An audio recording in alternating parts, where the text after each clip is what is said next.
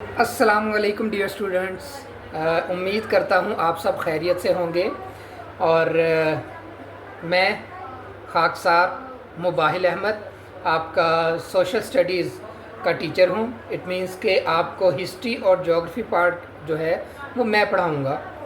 और सबसे पहले आप सबको बहुत बहुत मुबारक हो कि आप सिक्स क्लास का जो माइलस्टोन है वो अचीव करके आप सेवन्थ क्लास में आए हैं, तो इसके लिए आपको बहुत बहुत मुबारकबाद। तो जो ऑनलाइन क्लास है वो इस तरह से चलेगी कि मैं आपको लिंक प्रोवाइड करूँगा यूट्यूब का, और वहाँ पे आपको ये वीडियो आप देख रहे हैं, ये वीडियो लिंक प्रोविज़न होगी हर लेक्चर की, और उससे रिलेटेड फिर आपको स्कूल की तरफ से वर्कशीट भेजी जाएगी। आपके लिए ये ज़रूरी होगा कि आप वो वर्कशीट सॉल्व करके रिटर्न करेंगे, ठीक है। तो अब डायरेक्शन ये हैं कि जो वर्कशीट आपको दी जाएगी वो आपने कंप्लीट फिल करनी है, ठीक है। कंप्लीट फिल का मतलब ये है कि आपने उसमें कोई भी पार्ट छोड़ना नहीं है। फॉर एग्जांपल मैं आपको 5 क्वेश्चंस देता हूँ, तो आपने वो 5 क्वेश्चन सॉल्व करके मुझे रिटर्न करने हैं। अगर आप नहीं करते तो आपकी गैर हाज़िरी कंसीडर की जाएगी, यानी आपको गैर हाजिर कंसीडर किया जाएगा, और उसी के मुताबिक जो भी अदारा की तरफ से कार्रवाई होगी वो आपके ऊपर की जाएगी। तो आपसे इसीलिए रिक्वेस्ट करूँगा कि आप लेक्चर को ध्यान से सुनिएगा, कुछ भी मिस ना कीजिएगा और वर्कशीट को ध्यान से सॉल्व कीजिएगा। मैं आपको डिटेल बताऊंगा चीज़ों की, और इसी डिटेल के अंदर ही जो मैं आपको वर्कशीट प्रोवाइड करूंगा उसी के आंसर भी मौजूद होंगे। तो आप ध्यान से लेक्चर को पूरा सुनिएगा ताकि आप तक मेरी बात पूरी पहुंच सके और आप चीज़ों को अच्छे से अंडरस्टैंड कर सकें। तो अभी हम अपने पहले SLO 1.1.1 की तरफ चलेंगे। मतलब बुक को अगर देखें तो बुक पे हमारा फर्स्ट चैप्टर है जो कि है प्लेन्स, यानी अगर कंप्लीट नेम ले तो प्लेन्स एंड रिवर्स हमारा पहला बुक से चैप्टर है, ठीक है। और SLO में ये टॉपिक 1 है।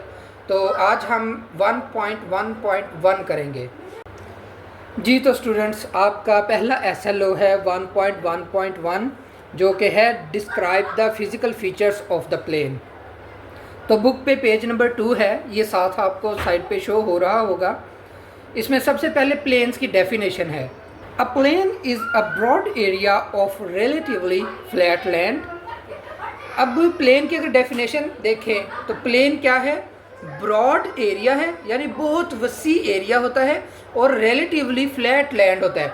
रिलेटिवली फ्लैट लैंड का मतलब ये है कि अगर उस एरिया के इर्द गिर्द अगर देखा जाए तो वो हो सकता है ऊंचा हो, लेकिन उसके जो साथ एरिया है वो प्लेन होगा, ठीक है। तो प्लेन की सिंपल मतलब ये है कि प्लेन एक ऐसा एरिया होता है जो कि बिल्कुल फ्लैट होता है विद रिस्पेक्ट टू सराउंडिंग्स, ठीक है। सराउंडिंग्स के रिस्पेक्ट से वो फ्लैट होता है। उसके बाद plains are one of the major landforms हैं और type of landform on the earth. They cover more than 1/3 of the world's land area. अगर हम पूरी दुनिया के लैंड एरिया की बात करें तो 1/3 जो हिस्सा है वो प्लेन्स पर मुश्तमिल है। Plains exist in every continent. Plains आपके पूरी दुनिया में जितने भी कॉन्टिनेंट हैं, 7 कॉन्टिनेंट्स हैं जिनको बड़े आज़म कहा जाता है। हमारे 7 कॉन्टिनेंट्स हैं जिनमें Africa, Asia, Europe, Australia, Antarctica, south America and north America. ये 7 कॉन्टिनेंट्स आपके पूरे वर्ल्ड में, और ये 7 कॉन्टिनेंट्स पे ये मौजूद है प्लेन्स।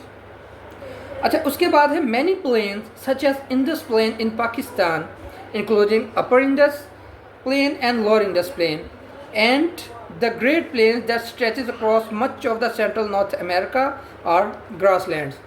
अब यहाँ पे उसने 2 एग्जाम्पल दी हैं प्लेन्स की। उनमें सबसे पहले उन्होंने पाकिस्तान की एग्जाम्पल दी है, जिसमें जो इंडस है, रिवर इंडस, जिसको दरिया सिंध कहा जाता है, अपर यानी ऊपर वाला हिस्सा, ठीक है, जो नदरन साइड है पाकिस्तान की, वहाँ पे जो मौजूद है, वहाँ से जो स्टार्ट हो रहा है वो, और फिर सदर्न साइड जो है इंडस रिवर की, ये सारे एरियाज़ प्लेन एरियाज़ हैं। फिर उसके अलावा उसने सेंट्रल नॉर्थ अमेरिका की एग्जांपल दी है, वहाँ पे भी प्लेन्स मौजूद है और वो in the form of grassland मौजूद हैं। अब ग्रासलैंड की आगे डेफिनेशन अगर की जाए तो वो क्या है, grassland is a region where grass is the main type of vegetation. अब बहुत से दुनिया में एरियाज़ है जहाँ पे मुख्तलिफ किस्म की वेजिटेशन ग्रो होती है, उनमें से एक वेजिटेशन की टाइप ग्रासलैंड भी है। तो ग्रासलैंड ऐसी वेजिटेशन की टाइप है जहाँ पे जस्ट आपको ग्रास मिलेगी मेजॉरिटी में, माइनॉरिटी में यानी और भी चीज़ें, ट्रीज़ हो सकते हैं, श्रब्स हो सकती हैं, लेकिन मेजॉरिटी की अगर बात करेंगे तो उसमें आपको ग्रासेस ही मिलेंगी। In Asia and eastern Europe temperate grassland are called steppes. ठीक है, तो अगर एशिया और ईस्टर्न यूरोप में ग्रासलैंड जो होंगे उन्हें हम स्टेप्स कहेंगे। फिर अब स्टेप्स क्या हैं? Steppes usually do not receive enough rainfall for tall grasses and trees to grow. अब वो कह रहे हैं जो स्टेप्स जो ग्रासलैंड टाइप है इनको बहुत ज़्यादा रेनफॉल नहीं मिलती। ठीक है, और ऐसे एरिया जहाँ पे बहुत ज़्यादा रेनफॉल नहीं होती, इट मीन्स कि वहाँ पर कोई बड़े ट्रीज ग्रो नहीं कर पाते। डेजर्ट्स में ऑल्सो भी plain, some parts of the Sahara, a great desert in North Africa are plains. अब वो कह रहे हैं कि जो प्लेन्स हैं वो आपको डेजर्ट टाइप में भी मिल सकते हैं, यानी अगर आपका डेजर्ट एरिया है वहाँ वो भी आपको प्लेन, क्योंकि हमने डेफिनेशन में क्या पढ़ा है कि a plain is a vast area, ठीक है, रिलेटिवली फ्लैट लैंड। तो डेजर्ट में भी आपको फ्लैट लैंड्स मिलते हैं, तो इसलिए हम डेजर्ट को भी इस कैटेगरी में फॉल करवाएंगे। सम पार्ट ऑफ द सहारा, अब आगे एग्जाम्पल उसने दी है अफ्रीकन कॉन्टिनेंट का जो नदर्न पार्ट है वो बहुत बड़ा डेजर्ट है जिसे सहारा डेजर्ट कहा जाता है, उसको भी इसने इसी कैटेगरी में फॉल किया है। In the Arctic where the ground is frozen plain are called tundra.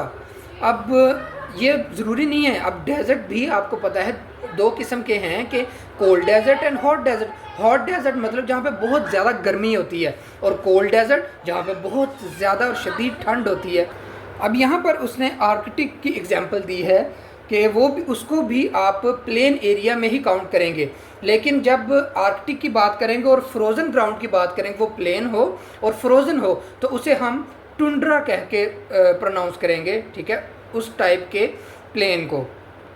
अब इसके अलावा डू यू नो में एक चीज़ लिखी है कि tundra comes from the Finnish word tunturi meaning treeless plains, यानी टुंड्रा जो है वो फिनिश वर्ड है जिसका मतलब टुंटुरी है, और टुंटुरी का क्या मतलब है कि ट्रीलेस प्लेन, ऐसा एरिया, प्लेन का ऐसा एरिया जहाँ पे ट्रीज़ मौजूद नहीं होते उसे टुंड्रा कहते हैं।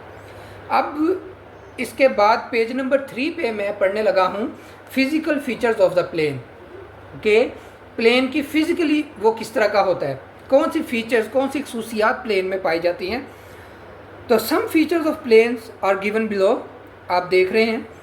Plains are vast stretches of flat land, ये तो हमने डेफिनेशन ही पढ़ी कि अगर कोई एरिया फ्लैट है तो उसे हम प्लेन की कैटेगरी में फॉल करेंगे। Some plains are extremely levelled, others में be slightly rolling and undulating.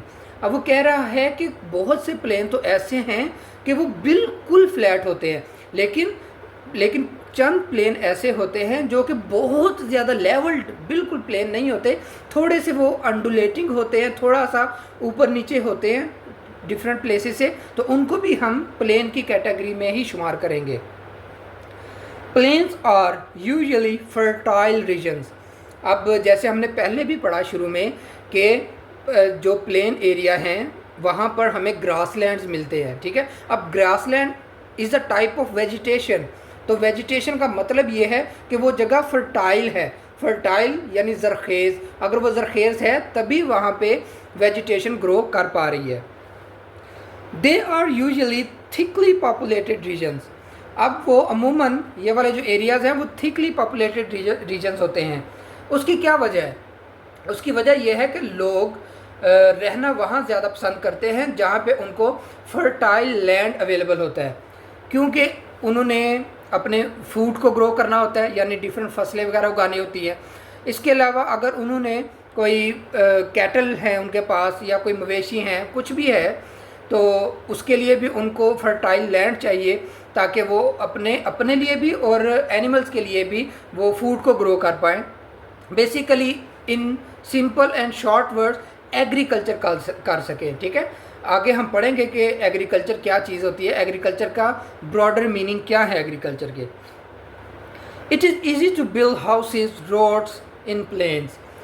अब प्लेन्स की एक और कैरेक्टरिस्टिक क्या है कि वहाँ पे आप इजीली इंफ्रास्ट्रक्चर बना सकते हैं, यानी अगर आपने रोड्स बनाने हैं तो वो भी बनाने बहुत इजी होंगे, अगर आपने हाउसेस कंस्ट्रक्ट करने हैं, तामीर करने हैं, तो वो भी फ्लैट लैंड पे बहुत ज़्यादा इजी होते हैं और आसानी से बनाए जा सकते हैं। फिर उसके बाद लास्ट पे है they are suitable for cultivation. जैसा मैंने अभी पहले आपके साथ डिस्कस किया कि कल्टीवेशन यानी काश्तकारी, यानी डिफरेंट क्रॉप्स को आसानी से काश्त किया जा सकता है। यानी आपको पता है कि क्रॉप्स को वाटरिंग की ज़रूरत होती है, तो अगर आपका लैंड लेवल नहीं होगा तो वाटरिंग में बहुत ज़्यादा मसला आएगा। और अगर प्लेन एरिया नहीं है और वहाँ पे आप कल्टीवेशन करना चाहते हैं तो उस पर आपको एक्स्ट्रा मनी जो है वो स्पेंड करनी पड़ेगी। पहले ग्राउंड को लेवल करना पड़ेगा, उसको प्लेन करना पड़ेगा, फिर उसके बाद आप उसके ऊपर कल्टीवेशन कर सकते हैं। तो इसलिए जब आपके पास ऑलरेडी प्लेन एरिया होता है तो आपकी ये वाली जो कॉस्ट है वो डिडक्ट हो जाती है, वो नहीं लगती, जिससे आप बेनिफिट में रहते हैं। तो जी ये था आज का लेक्चर। इस लेक्चर में हमने डिफरेंट चीज़ों को डिस्कस किया, जिसमें हमने प्लेन की डेफिनेशन देखी, फिर उसके बाद हमने वो उन वर्ल्ड में उन प्लेसेस के बारे में देखा कि जहाँ पर प्लेन्स पाए जाते हैं, और डिफरेंट प्लेसेस के ऊपर प्लेन्स को डिफरेंट नेम से प्रोनाउंस किया जाता है या बोला जाता है। फॉर एग्जांपल हमने ग्रासलैंड देखा, स्टेप्स देखा, फिर उसके अलावा टुंड्रा देखा, तो ये डिफरेंट प्लेसेस पे प्लेन के ही डिफरेंट नेम्स हैं। फिर उसके अलावा हमने टुंड्रा के वर्ड के बारे में पढ़ा कि वो कहाँ से आया है और उसका मीनिंग क्या है। फिर उसके बाद फिज़िकल फीचर्स के बारे में हमने पढ़ा कि करैक्टरिस्टिक्स क्या होती हैं एक प्लेन की और वो क्यों सूटेबल या बेनिफिशियल वो क्यों होता है।